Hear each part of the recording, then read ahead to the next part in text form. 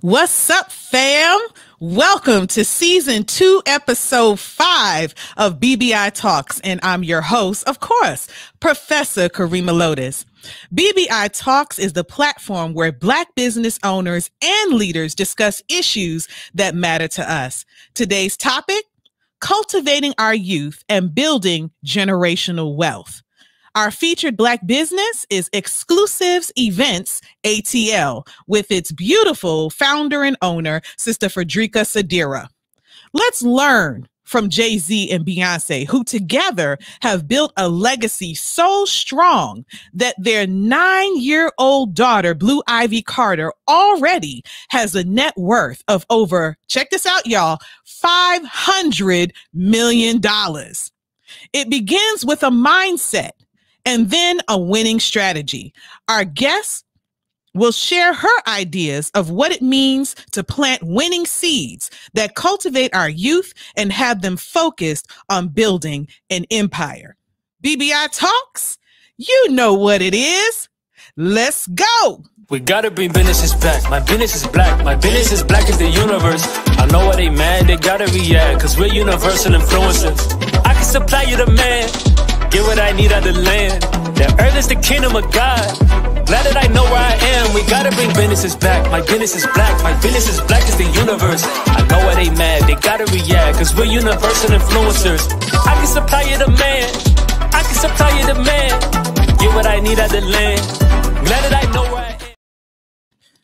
We are broadcasting live from RICE, which is the Russell Innovation Center for Entrepreneurs, right here in the mighty ATL. That's right. So our guest, FREDRIKA SADIRA, began her journey as an entrepreneur at a very young age with the establishment of a competitive dance and acrobatic company in College Park, Georgia. A daughter of parents who have owned an exceptional academic academy for over 20 years and have passed down the passion and the know-how to business enterprises to FREDRIKA and her siblings.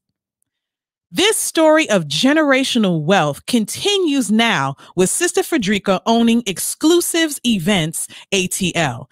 It is an all-inclusive event management company offering event planning, catering, and party bus services. Without further ado, here's our guest, Sister FREDRIKA SADIRA.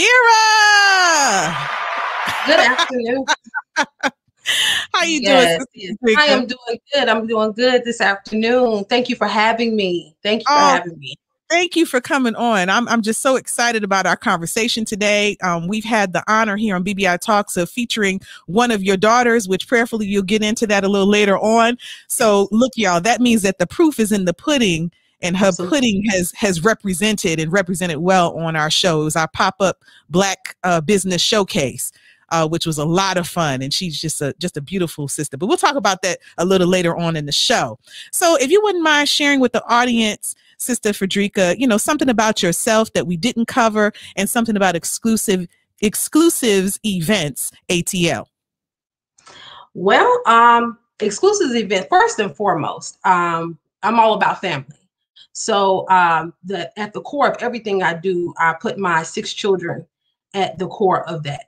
So a lot of people look at me like, wow, you have 6 children. And yes, I have 6. And from that, we have built a family business. So XCLUSIVES Events ATL started in 2017 with my husband, Stephen Hunter. He came with the idea and with the vision. And as we do as a family, we kind of come on board to cultivate that idea.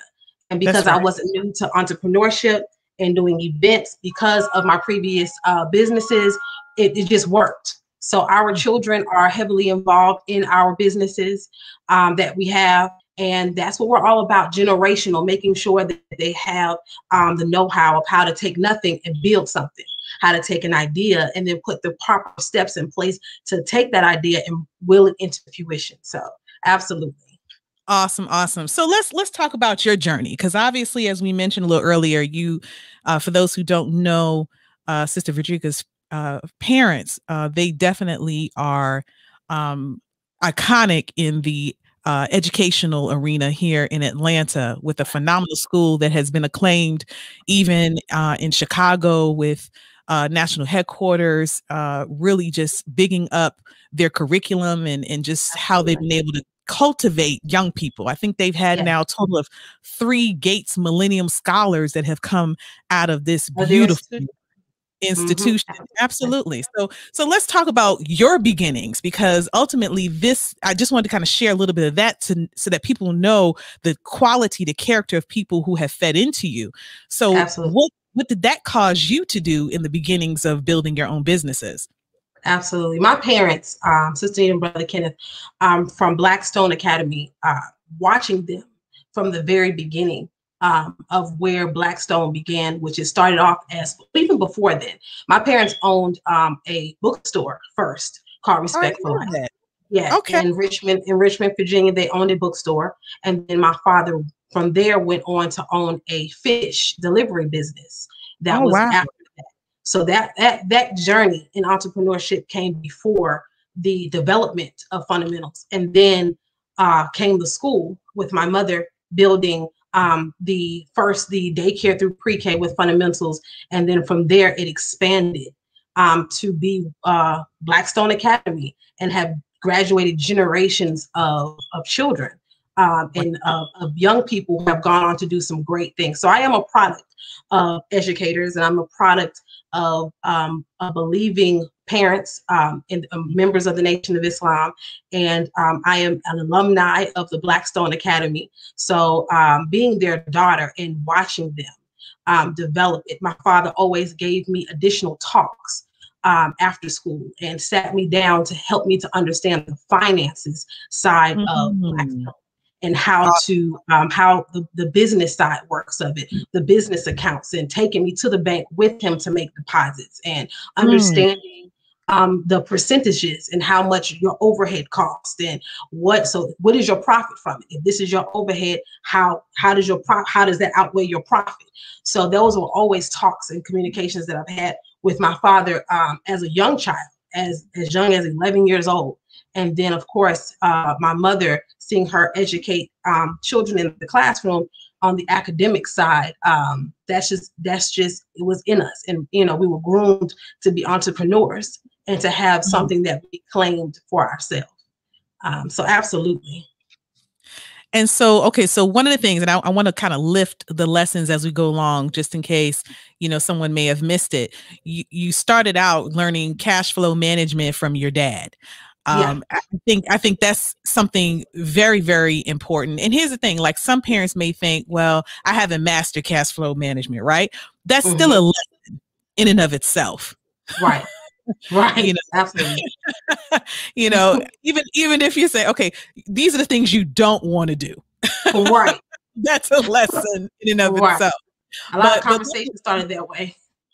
Okay. Well, hey, but that's a part of feeding into your children, is letting them know, hey, I'm not perfect, and being able to point you in the right direction to getting the correct information. So where did that lead you from there? Because you ended up founding something that wound up being huge, especially in this region.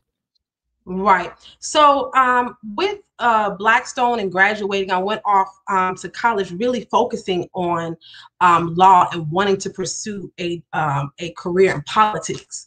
So right, that's where my journey in on the college side of things happened. And then as life began to unfold, I found myself teaching dance at multiple dance studios. And my father driving home in the vehicle with my father, he looked over at me, he said, "Fredrika, you can do this yourself. You can have your own company." And I said, and I thought, I was like, "Okay, Dad." And I was 19 years old. And I said, "Okay, yes, sir." And that seed stayed with me for about a couple more months.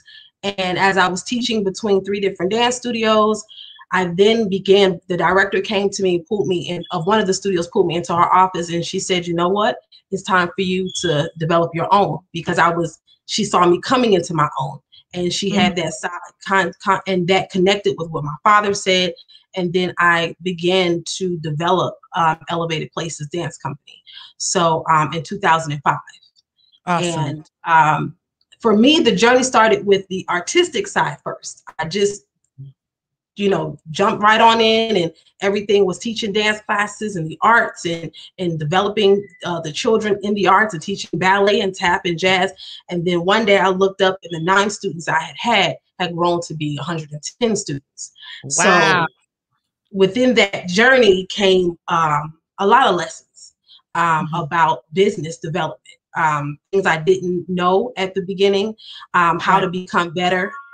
If your plan doesn't necessarily work, or what you foresaw happening, you can always redirect yourself. Don't give up. Perseverance. Just keep going.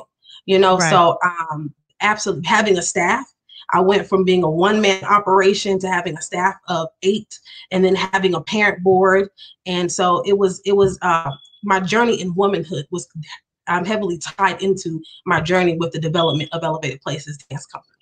And I'm so glad you said that, Sister Fredrika, because one of the things that I'm a big champion of is your self-development, your self-improvement directly impacts the evolution of your business itself. So, I think a lot of people forget that when we engage businesses, so especially Black-owned businesses, I think oftentimes we lose patience. Yes. With Black-owned businesses. There are things that we would tolerate from other types of businesses that we won't tolerate from each other. Absolutely. We won't have that same level of patience. And of course, we know that that's historical, that kind of behavior. But I think it's wonderful that you were able to acknowledge the fact that, okay, you yourself were growing and evolving, and maybe some of the decisions that you made were good and maybe not so great, but given where you are, I mean, my gosh, 19 years old. Yeah, I was 19 when I started Elevated Places, and I had a very strong support system. It first started with the believing community, of the Nation of Islam. Those were where my first students came. The sisters were signing their children up for training, and they were like, and they were patient with me. And when I needed that side chat, like, okay, we got to tighten up and do this better next time, they were patient and loving. And from that community and that love, I was able to make my mistakes, but rebound from it and continue to grow. And then my father, my mother always stayed at my right hand, where to develop the business, they would bring in people to help me as I was growing. And then also learning that at a certain time, I couldn't do it all by myself. As a young person, I took it all, and I was like, I held the business so tightly, and I said, I can do everything. And then I had to get to a point where, like, no, I need to bring on a team. But with that team, I saw myself come out of the classroom as a teacher into, okay, now I'm being a director, and now I'm a businesswoman, because now I have to manage and learn how to manage a body of people. So that was another experience. It's different from being an instructor in the classroom, and then when you put on that hat as a director of a company, because now you are responsible for engaging with the staff, and now you're engaging with the parent body, and now you have to be professional. And so, yes, absolutely. It was, like I said, it's a journey in business development. Who you are year 1 is not who you're going to be in year 3 or 4 or 5. You're constantly developing and evolving with your business. Definitely. So now in this journey, though, you had, I think at that time, well, did you have your children along in the journey of building the dance studio? Woo, yes. So, okay. Yes, sure. When I started Elevated Places Dance Company, I had one child. And that was Rihanna, which is the daughter that you speak of, that you had on as a young entrepreneur, because she developed her own dance company and program. I think it was 2019 is when she started her company at the school. But she now, Mama, I got to stop you there. How old is Sister Rihanna? For those who missed that show, when she started. Rihanna now is 18, but when she started, she was 15. When she started she was 15 when she started developing her dance program. I started at 19, so she gonna try to upstage me. She started at 15. but I'm making a point here. When you feed what you have learned in business to your daughter, you can cut the time in which Yes. you can enter into entrepreneurship and be confident entering in. So you shaved, I don't know if you realize this, mama, you shaved 4 years off of her business development process. That is Right. huge. Yeah. And her That's huge. confidence level to start, she started before I knew what she was doing. And because she wanted, of course, she's a perfectionist, and she wanted to present to me a complete package. So she got to work, and she was very excited about it. And her confidence level. Oftentimes we are fearful of doing what we envision. Oftentimes our fears keep us at a certain point where we can't grow. But her confidence level at 15 to start teaching dance and to build a company I was impressed. And, once I saw everything put together, I said, "You did this all by yourself?" And she said, "Yeah, I did it and I smiled, and that's the greatest accomplishment for me as a parent, is for them to be together and packaged, and they're supposed to pass the baton. They're supposed to take that baton and run to a different level. So I expect greatness from her, and I was, like I said, she started at 15. I was impressed. So absolutely. That's awesome. I mean, that's awesome on so many different levels, and she's a beautiful young woman.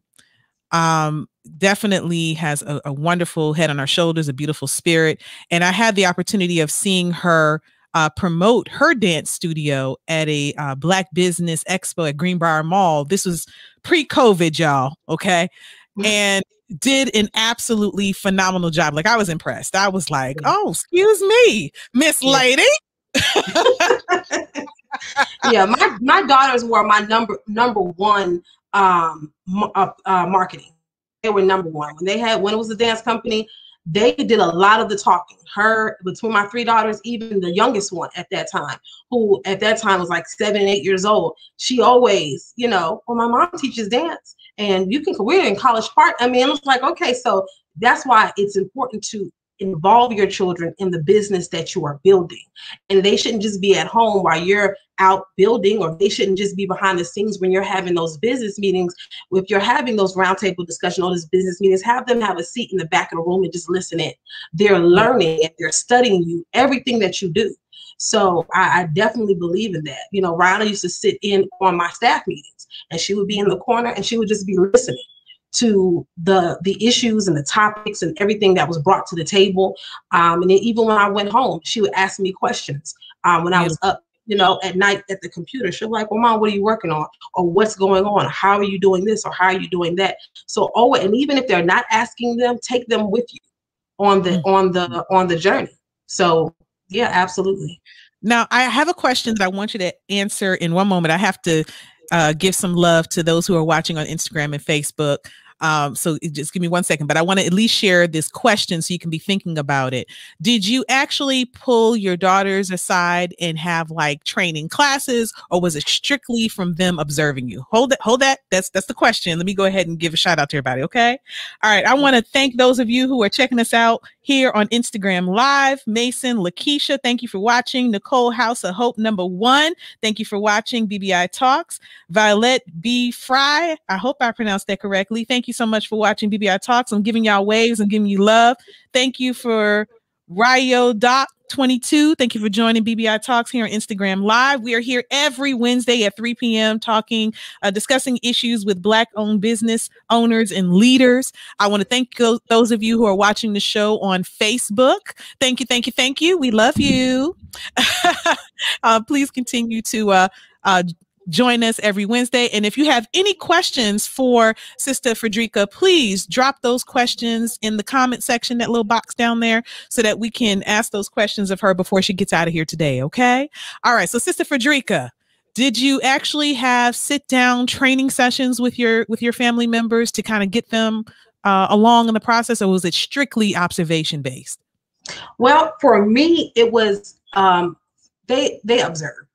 I had business meetings with them as they got a little bit older. I remember growing up, my father used to bring us to the table every Sunday, and we would have business meetings. We had family meetings, and then separate from the family meetings, we had business meetings. So awesome. As they got a little bit older, we started to have business meetings where we were dealing with the organization of our household, dealing with the dance company.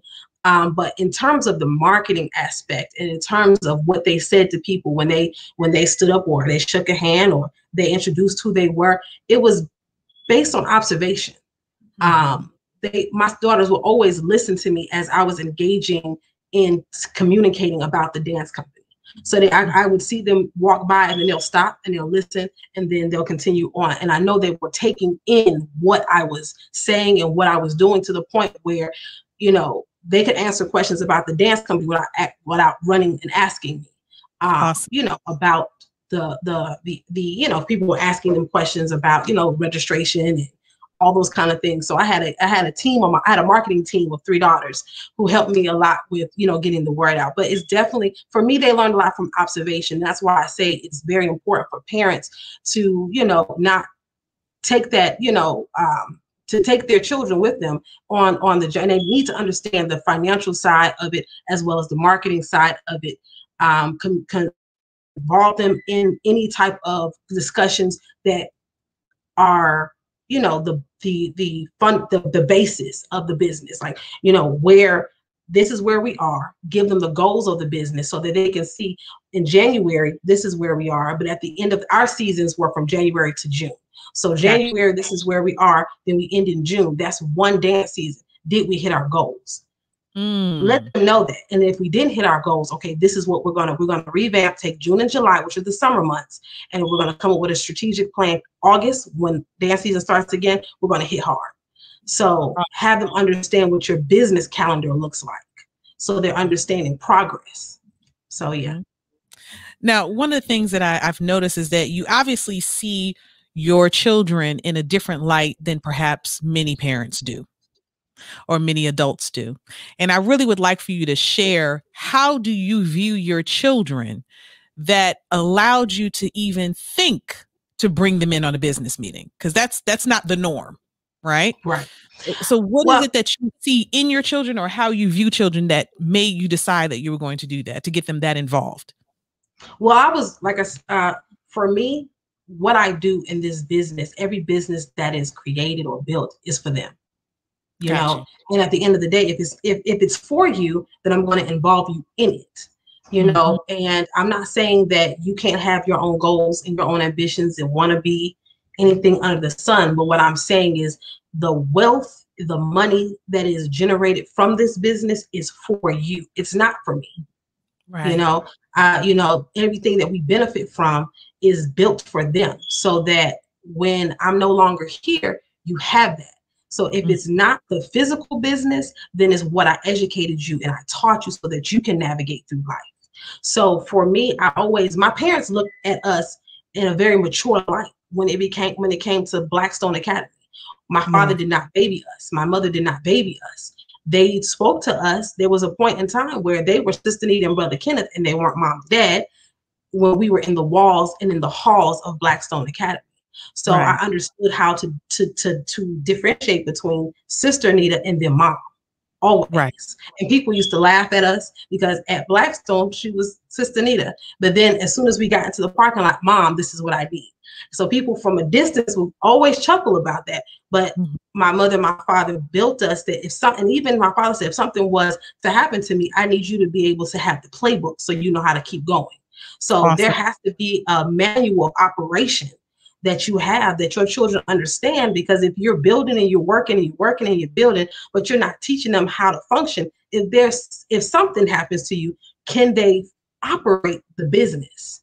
Do they know what's going on? Do they need some people to step in? Even if some people are stepping in, they have to have enough knowledge to say, okay, this is how mom would have wanted it to be. This is how it's supposed to be.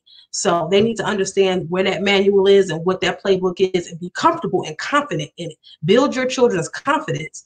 And they're not babies. They're a new generation of children built for this. They're built to be scholars. They're built to be entrepreneurs. They're built to be doctors and engineers. So treat them as such. When you see they have a niche, or you see they have a talent, that you have to develop, or you have to groom that, develop that, make sure they're among the right people. So for me, I want my daughters to be business women. I want it, and it started with their confidence level. you know, self-esteem, all of that. Like my journey as a woman, I was, you know, at the beginning, my mother and my father always made sure that my confidence level was there. So when it was like, yeah, I can have a dance company. Yeah, I can do this, you know? So I wanted them to have the same thing. So Beautiful. absolutely. Beautiful. So let's pivot, because we've got about 5 minutes before we get into our commercial break, and I want to make sure that we start talking about exclusives events, ATL. Are you there? It looks like we froze up for a minute. Let's see. We're going to give it a minute, and perhaps she'll be able to kind of refresh her screen. In the meantime, I want to thank those of you on Instagram again for joining BBI Talks today. We're having a great conversation about cultivating our youth and building generational wealth. You back? Yes, I am back. Okay. I'm so sorry. We were out for a minute. It's all right. So let's pivot. Let's talk about exclusives, events, ATL. So let's talk about the beginning. How did you get into party bus and event planning as a business? Well, for our family, you know, it was always about the productions, lights, cameras, action, sparkle. So we've been putting on major productions. So the whole event planning process wasn't something that was new to me as a person, but it just tied into the direction. Like I said, Stephen in 2017 was in the restaurant industry and had owned restaurants and was into culinary arts and that side of it. So that was something that he did in his professional life. So again, him being an entrepreneur and him wanting to, you know, work for himself, he wanted to bring the business closer to Atlanta. So he left the city that he was functioning out of and moved everything to Atlanta, but he came with the idea and the concept of exclusives. So at that time in 2017, it was catering and it was event planning. We would go in and we would plan events, and then he purchased his first party bus. With the purchase of the first party bus, that was just something that was new. Being a younger couple, he brought it to me, and I was like, oh, okay, that's great, that's wonderful, and we just rocked with it. We rolled, and it became a new business venture that was being built. So 2017 to 2019, we went hard with exclusives. He went hard with the party bus, and then we began to have children, and our family expanded. So with having children, I, you know, took a moment to be a mom and focus on that, because my children went from having, of course, that one child to now, okay, I'm a mom of 6. So focusing on motherhood, focusing on motherhood, maybe take a moment to pause. But this year, 2 months ago, this year, Stephen purchased a new party bus, new and approved, and of course we relaunched exclusives on a different scale. We're now more so not just wanting to plan on the private sector, but we also want to get into the planning of events on the corporate level, as well as being involved in festivals and conventions that come to Atlanta. So we're taking that concept and we're expanding on it. So exclusively ATL is my side of things, and you know, I have the reign to run with the events and network and connect and get the corporate you know, events planned, become involved in the festivals and the conventions that come. And then Stephen has the party bus side of it, where he's getting it and he's making sure that is taken care of, and customers are you know, are definitely catered to on that end. And then on the community outreach side of it, we have exclusive caters to the community, and that is something that again was Stephen's idea. In terms of our Feed the Hungry initiative prior to COVID, we were able to do that. Now there are a little bit more restrictions on actually doing that. So hopefully as things begin to open up, we can be a little bit more active with that. But exclusives caters to the community, because Stephen was into the restaurant industry and always was dealing with food. He wanted to take an opportunity to put on events where we were feeding the hungry. So that was, so exclusives, of course, is has that component of the business as well. So And absolutely. my apologies, Brother Hunter. I did not realize that this was a partnership. So forgive me, forgive me, forgive me, black man. Look, I would never, ever, ever omit the black Right. man if I know that Absolutely. he is present. So Yes. please forgive me, dear brother. Yes. I honestly did not know. I only have met Sister Fredrika. I have not met you. So look, Yes. so close to Father's Day. Look, I don't want my tires to be flat. But no, he is aware of the show and definitely loves the opportunity that we have to bring you know what I'm saying, what our business is to everyone. Yeah. He's always behind the scenes though. He's always, and I'm always out there in the front, and then but he's there, and I always recognize him for being there and recognize him for his ideas, his vision, his goals. And like I said, Exclusives was his vision, but you know, to bring that extra, you know, of it, he was like, you know what, Fredrika, there you go, please run with this. So and I love it. I love Black love. I love when Black love builds Black business. And so I just wanted to make sure that he knew. I honestly didn't know. So my respects to the brother. But no, this is beautiful. So we're gonna take a quick commercial break. As I mentioned before, we want to thank our phenomenal sponsors of BBI Talks. For always staying committed to making sure that we can stay on these airwaves and bring these awesome Black businesses to you week after week. And so here, a word from our sponsor. This episode of BBI Talks is brought to you by our proud sponsor, Abdullah Daniels Group, LLC. We are a full-service life insurance agency that represents multiple carriers in all 50 states.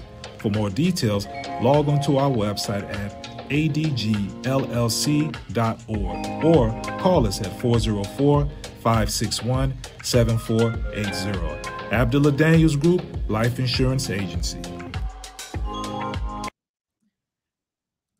We're going to hear from our sponsors again before we check out of here. I also want to give crazy love to Sister Tracy Owens for watching on Facebook. Thank you, Sister Tracy. You know, she actually won one of our contests, which was the very first book from my son, Monster and the Mysterious Wheel, I Am Dependable. We gave it away and she was like, oop, I want my copy. And of course it was in the middle of a pandemic, so we had to mail it to her. But she was on it. So we want to thank her for always checking out BBI Talks. We appreciate you watching, sis.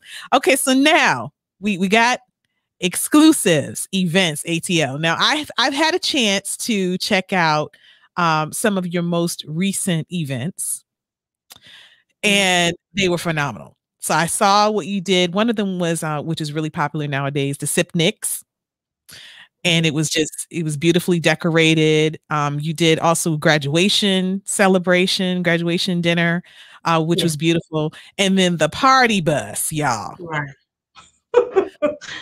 I don't know what the young people say nowadays. I don't know if it's lit. I don't know if it's turned up. I don't even know what they say anymore. But the party bus takes on the identity of itself. So, oh my goodness. It looked like so much fun. It really, really does.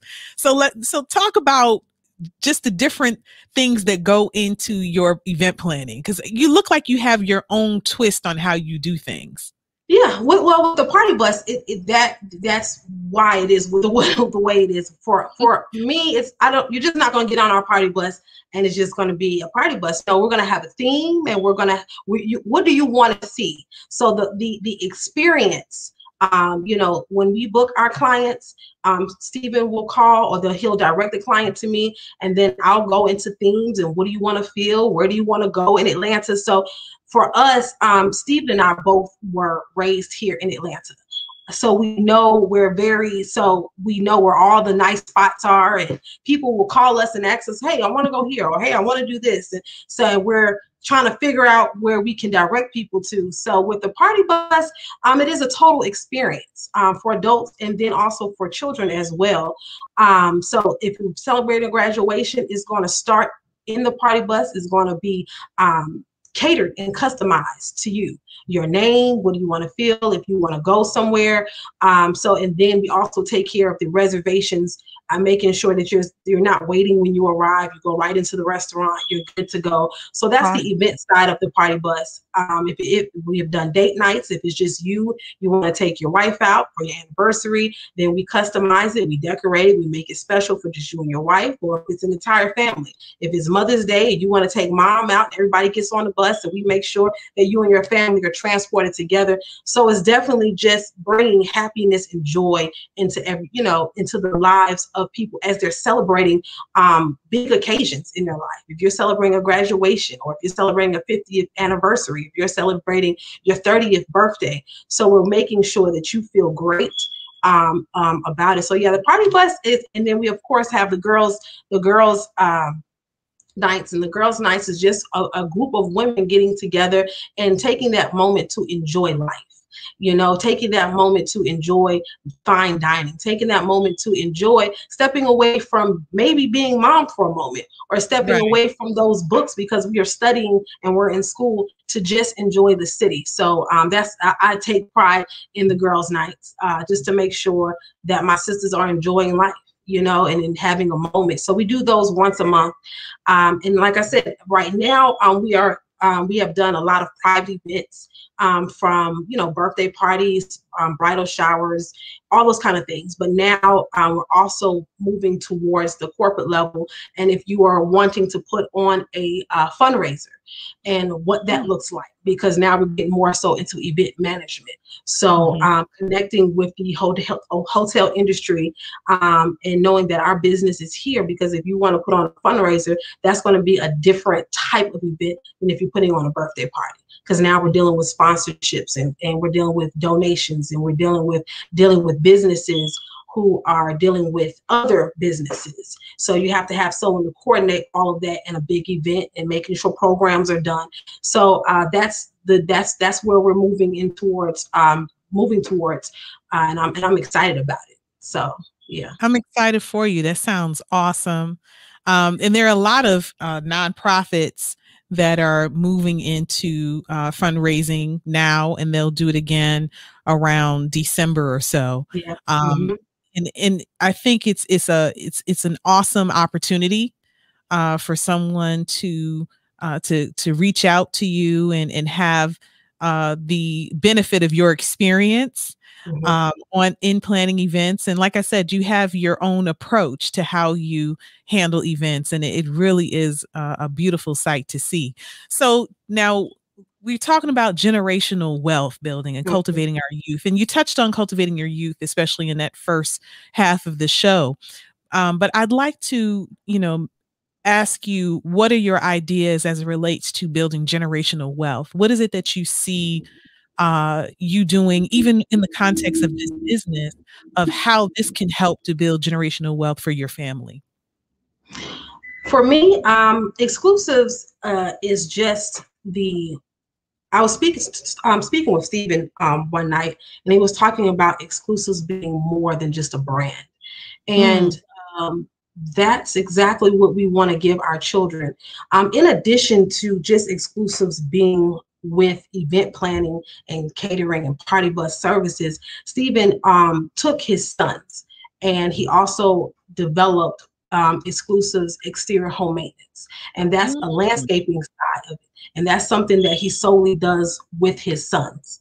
So with exclusives is the brand, but what you do with it is your own, and every child knows that. So Exclusives Exterior Home Maintenance is a full landscaping company that he has taken his sons, 3 older ones at the time, and he has taught them the foundation of running a business, but they're out there and they're learning hands-on skills. So that he will pass on to them, or they have, and to the point to now where they really don't need, well, they always need dad, but to run Exclusives Exterior Home Maintenance is something that he's grooming them to know how to run on their own. So so like I said, so in terms of generational wealth, you want to give your children something that they can take and then they can build and they can be themselves, and then they have their own visions and say, you know what, well, I want to do this. I want to go into culinary arts. So, okay, so how do you get there? We've built, we have this clientele base. We have this social media platform. We have these connections. So you want to go and you want to go into culinary arts, then okay, here are the clients, here are the connections. Then you take that and you run with it. And there you have your child being able to benefit from the foundation that you laid. So you know, that was very key to me. Because like I said, Exclusives Exterior Home Maintenance is a whole nother business and entity, but his sons do that and they run with it, and we're proud of them, and he's there to guide them. But that is one way that we are very key on as a family, them being able to generate from, you know, the customers and the clients that we know. So now I think that's awesome, the idea of allowing them to make the brand their own and to develop what they see themselves doing under that brand. Because then you're not necessarily boxing them in before they have the opportunity to decide where their interests are. So I think that's an awesome approach to building that way. Now, I know that you have discussed, you know, how to build the businesses, money management, branding, marketing, but have you discussed in terms of scaling, how to grow where they're not having to actually create a job for themselves as much as they are creating opportunities for others? Is that something that is absolutely conversation? Absolutely. That is the goal. That is the goal. Like I said, I always want to give my children that CEO mindset. And what that means is that at a certain point in time, you are going to have a team. And I go back to what I said about the dance company. I went from being just by myself and it being a one-man operation to having a team of people.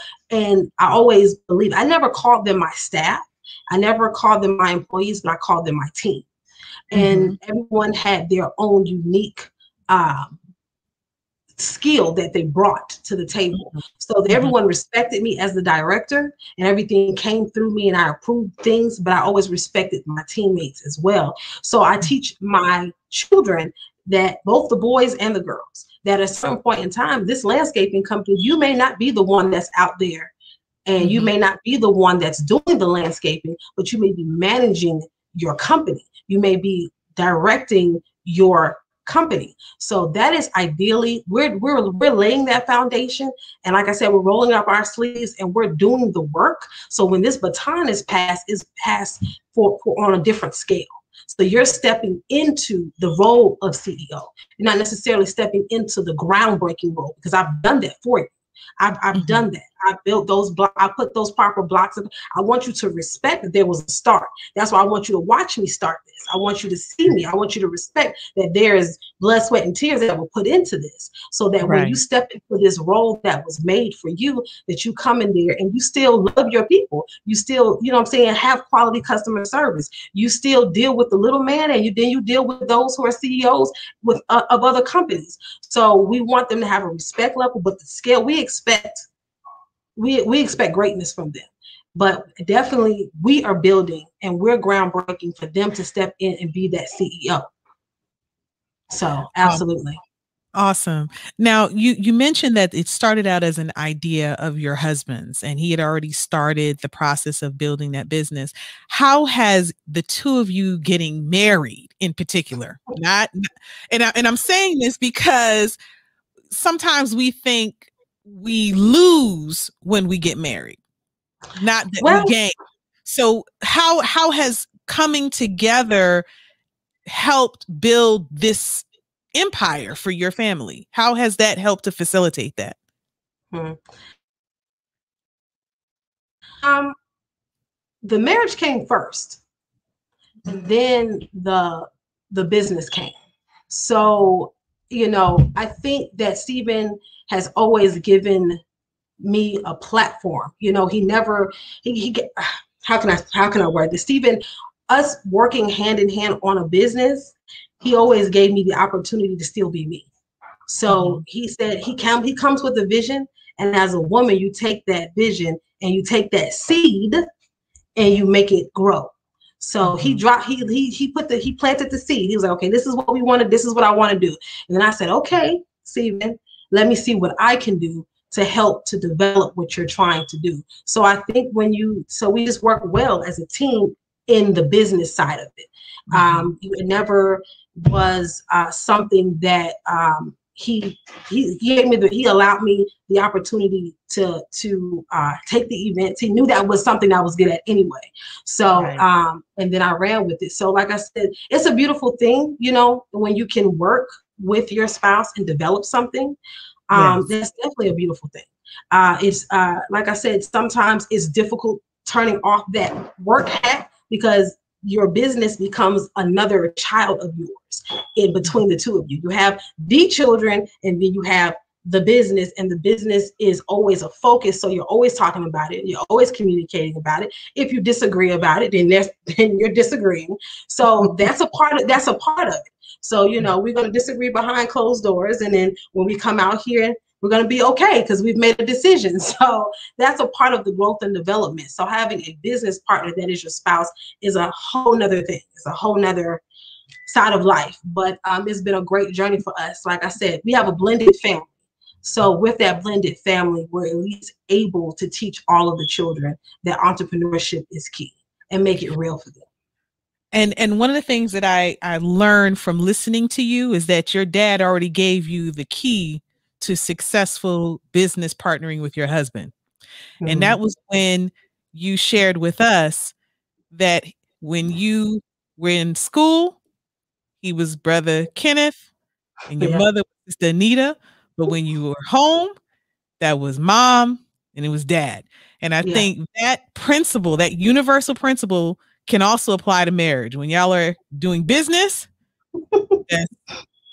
whatever you call him, Mr. Hunter, you're Mrs. Hunter. And when y'all in the bedroom, y'all Fredrika and whatever your husband's first name is. And just being able to make that clear line of distinction between the loving relationship you have called marriage and your business. And you've already been equipped with the tools of how to make that distinction, which I think is important. And what you're saying is not exclusive to y'all. You know, I remember talking to my husband the other night and I said, you know what? I don't want to talk about business anymore. Yes. Heavy conversation. And I want to give a shout out right quick to my husband who is out of town right now, but I appreciate him. He usually produces this show and I miss him dearly because that's my support. That's my partner in purpose. But I feel you in terms of making that distinction. And that's one of those things that we just have to find balance in as married couples. But it can happen. People do it all the time. It can happen. It's just about, you know, making that clear distinction. So it's 3:48. I want to take one more time and thank those of you who are checking in on Instagram. Thank you, Fenton Skincare. And she's going to be on in a couple of episodes from now. She produces the superfood for the skin. And I actually use her products every day. Beautiful skincare products, Fenton Skincare. Check her out. And I also want to thank those of you who joined us on Facebook. Thank you, Mansour Plays, for joining us on Facebook. That's one of my babies checking in and watching the show as well and giving that support. I appreciate it. Okay, so now we're going to wrap up this part of the interview because I have some really great information that I looked up in preparation for this show. And I want to thank you, Sister Fredrika, for offering this topic because Sister actually reached out to me and was like, I know what I'd like to discuss. I think it would be something. No. Look, let me tell you something. For someone like me, I was like, that's a woman after my heart. I love that. Like, you know what you want to talk about, you know what you want to do, and you go after it. That's beautiful. So I appreciated you bringing this topic because it's something that is also very near and dear to me as well. And so I want to share some information that I found about Beyonce, Jay-Z, and Blue Ivy. And I think some of these things you may find quite interesting. So prayerfully you'll stick around for that tad bit as well. And then I also have some information on some nice saving and financial tools that can be used in wealth building creation and things of that nature. So I think it would be something kind of helpful. So like, I'm going to do a quick recap of all the things that you shared with us today, and then delve into that, because I think it's important for us to see, and it's like what I shared with you offline, there is a connection. Everybody starts somewhere. Jay-Z started in Marcy Projects in Brooklyn, New York. That was the beginnings of his building of his generational wealth moving forward. He has a song called Legacy where he talks about how, whatever happened before him was not a sufficient foundation. So it starts with him. And I think that's a principle that many of us find ourselves in, right? Where we are the generation that are having to build that generational wealth. So we're definitely going to get into that in a few moments. But I want to take the time to ask you if there's any closing words, obviously contact information, how they can reach out to you, how they can have you plan their events and offer the party bus services. So how can they reach you? Yes, absolutely. We can definitely be reached always. Social media is the best way to reach us. You can find us on Instagram, Facebook, even TikTok at Exclusives Events ATL. Again, that's at Exclusive with an X.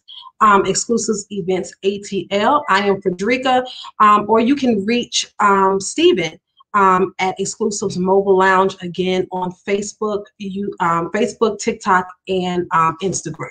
So we'll always get back to you in a timely manner, and we would love to have you on the Mobile Lounge, or I would love to coordinate your next event. Absolutely.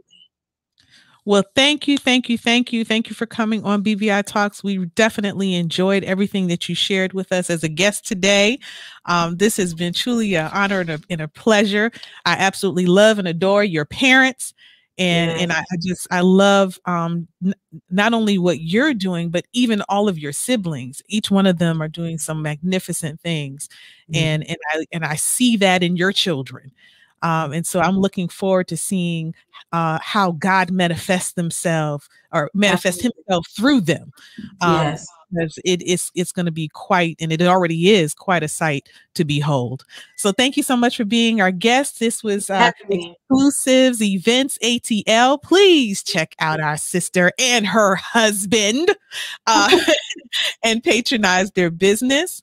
So I'm going to take a moment here, y'all, because I did some research, but I first want to recap some of the things that Sister Fredrika shared with us today. So the importance, number one, of teaching our youth as you go along. So if you're going over budgets, if you're going over cash flow management concerns for your business, sit them down, go over those things with them so that they can be learning even as you're learning. And don't be afraid to make mistakes in front of your children. I think it's what former President Obama would say is a teachable moment. This is the opportunity for you both to sit down and research better options moving forward that you can utilize.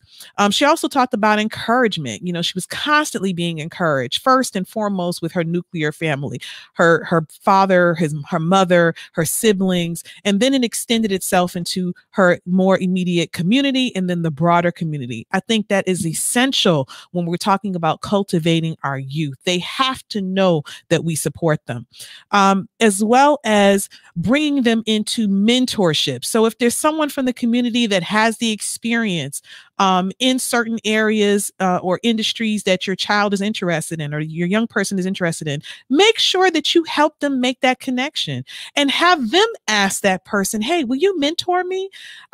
That's how we're going to also help to expand and grow and cultivate our young people. Also, inviting your children to participate in business meetings. We're at a time now where we can kind of rewrite that script, y'all. We don't have to follow the things of yesterday. Oh, it's, children should not be in these kinds of environments. How are they ever going to learn if you don't ever place them in that environment? Now, that's not to say that there shouldn't be any home training taking place, right?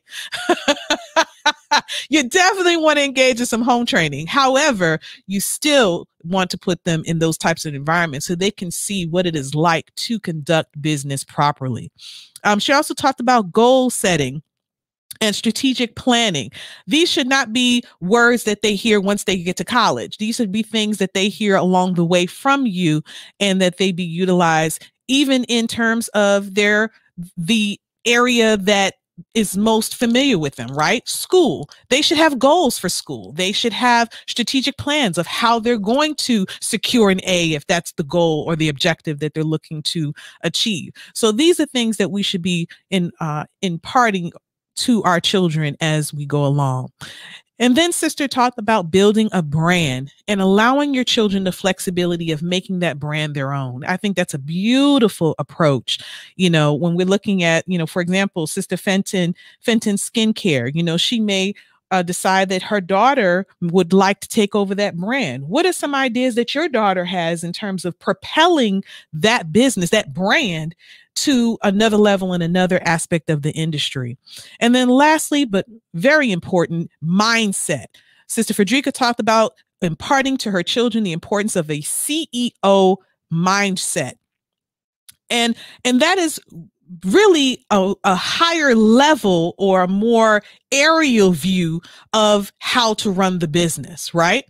And that's a wonderful place to kind of get your children thinking about, is that CEO, not necessarily having a job that they're creating for themselves. You've heard of a lot of entrepreneurs that have created jobs for themselves and they become slaves to their businesses.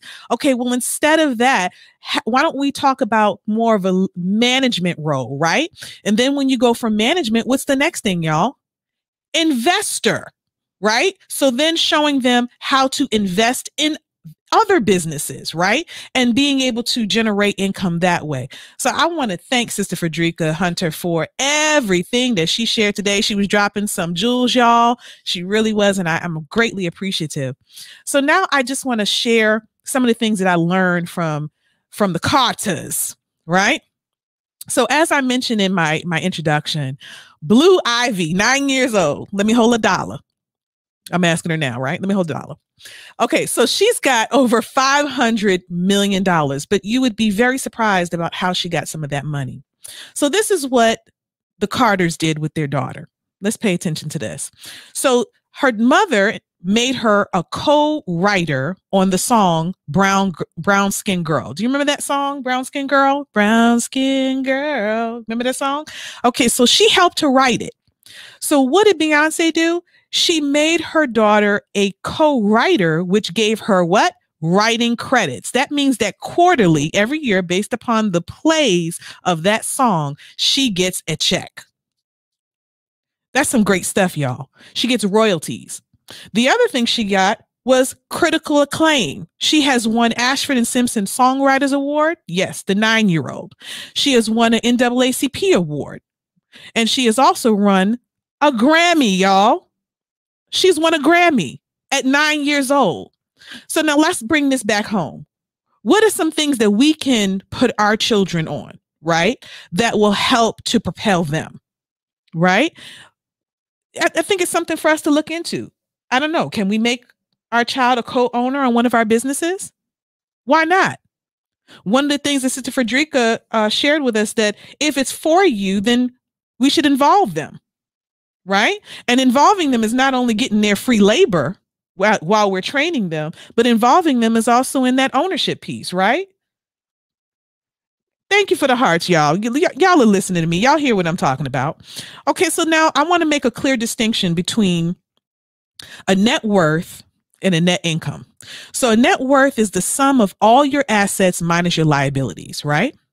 So when we say that she has a net worth, that is really the value or the amount that she has, right? The net income is the sum of money that you accumulate in any given year, right? So I want to say this. When we look at how Jay-Z, let's start with him first, how he was able to accumulate wealth. Well, we know him first and foremost from Rockefeller Records, right? So Rockefeller Records by itself brought in about has the value of $26 million. So he had Rockefeller. Then he moved into evolving the record label into an actual brand of clothing, right? Of hip hop clothing, because at that time we have to think it was very popular, right? Sean John, well, actually, we go further back than that. Cross Colors and Karl Kani kind of broke through the mainstream doors, right? And then we had, of course, Diddy's brand, Sean John, right? And that allowed urban wear to be then placed in mainstream stores like your Macy's and JCPenney's, right? So Rockefeller, seeing that there was this change in the industry, began to break in with Rockefeller and was able to walk away with some $65 million or so, right? Oh, no, I take that back. He sold it for $20 million to Iconics. Okay. So what some people do to help build wealth is that they build a business to a certain point where it has a certain amount of value, and then they sell it, and they use that money to add to their wealth accumulation. Does that make sense? So that's something else that we need to look at, right? Is it not every business that we have do we need to keep? Sometimes we can build that brand and use the money through the sale of that brand to kind of position us in other ways. So that's one way in which they're building their wealth. Now, other aspects include his stakes in other businesses. Remember, I talked about how we move from the CEO mindset and then we move into the investor. And so he has investments in Uber. He has investments in Tidal. He has investments in Cognac by Bacardi. He has investments in Moet Hennessy Louis Vuitton, right? So that is $200 million by itself, those investments that he has in terms of the value. And then if you ever check out the song Legacy, and he talks about how, he is the one that has to build that generational wealth for his family because those that came before him were not able to lay that foundation. And then he comes out with 444, right? Now 50 Cent considered that album to be a hip hop record or album for older hip hop people playing golf. He was kind of hating on it, y'all. It was a little hate there. But 444 was probably my favorite Jay-Z project of all time. And I'm going to tell you why. Because if you really listen to what he was sharing in that particular record, that album, he was sharing wealth building and wealth generating techniques. So one of the things that he talked about was artwork. Now, Jay-Z has invested in, I think it's Buscat, which the name of the painting is called Mecca. That artwork he purchased at $4.5 million. That same artwork has doubled in value. Now, that's something that we don't really talk about often enough in terms of generational wealth building as a community, and that is investing in artwork. If you go back and listen to or watch old editions of The Cosby Show, if you check on the mantle and some of the paintings on the walls, all of them were original pieces and all of them were worth a lot of money.